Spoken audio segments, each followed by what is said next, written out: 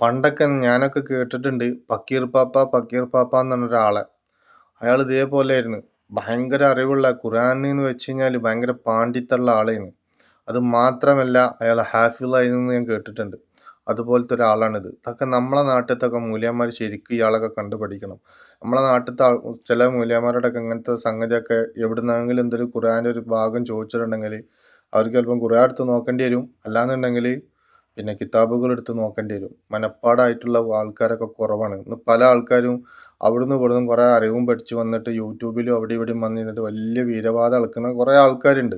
എല്ലാവരല്ലേ പറഞ്ഞത് ആലിമീങ്ങളുണ്ട്. പക്ഷേ അവരൊക്കെ ഇത് ശരിക്ക് കണ്ട് പഠിക്കണം. ഇതാണ് ശരിക്ക് ഖുർആന് ഹാഫിളാവുക എന്ന് പറഞ്ഞാൽ അത് കുറച്ച് പണിയുള്ള കാര്യമാണ്.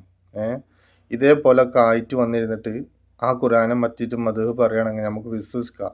ഇത് കള്ളത്തരങ്ങൾ പറയുന്ന കുറെ എട്ടിലും മട്ടിലും ഒരു കാര്യമില്ല എന്നുള്ളത് എനിക്ക് ഇന്നലെ ശരിക്കും മനസ്സിലായിട്ടോ. ഇവരെ ഏർവാടിന്ന് കണ്ടതാണ്. നോക്കുമ്പോ ഒരു കിടിലൻ ഹാഫിള്. ഖുർആൻ എവിടെ നിന്ന് ചോദ്യം ചോദിച്ചാലും കിട്ടും.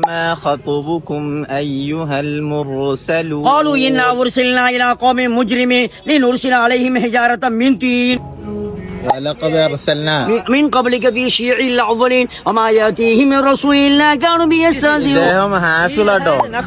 ഇദ്ദേഹത്തിന്റെ ഒരു അത്ഭുതേ കുറച്ചും ഇങ്ങോട്ട് നോക്കി. എവിടെന്ന് ഖുർആൻ എന്ന് ചോദിച്ചാൽ أي سورة أي جزء أي مكان أنتم تمتحنوا أقول جواب السورة.